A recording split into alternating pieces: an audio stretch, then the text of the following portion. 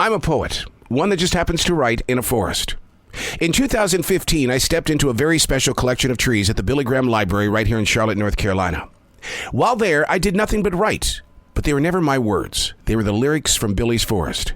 Nearly 2 years later, God spoke directly into my heart. He said, dude, it's time to go. It's time to get you into other collections of trees, mainly your own forest in South Charlotte, North Carolina.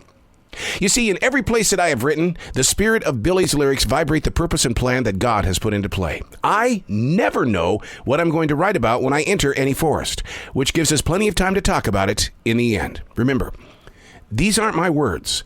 These are the lyrics from Billy's Forest. Chapter number 354, February 4th, 2023. This forest in South Charlotte sits amazingly still this new sun. 28 degrees, barely a leaf on the trees.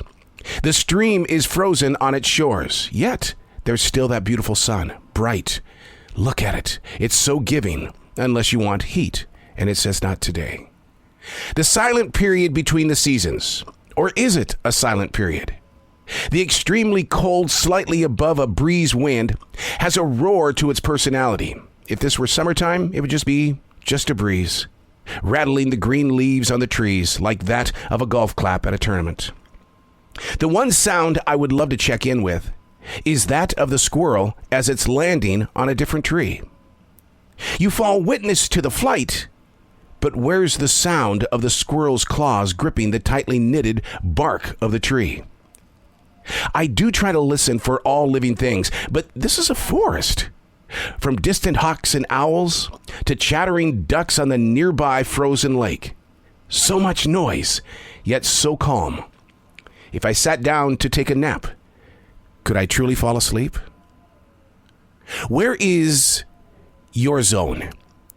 That place that you can step into to want to release yourself from everything that reality has delivered by way of your smartphone, by way of going to Instagram and TikTok. Do you ever set aside the digital devices and allow everything that is you to receive from the other things that are around you, such as this forest in South Charlotte, North Carolina? To hear that wintertime breeze with its little roar, it gets inside your mind, body, and soul, and it reminds you of how cold are you to those that stand near you.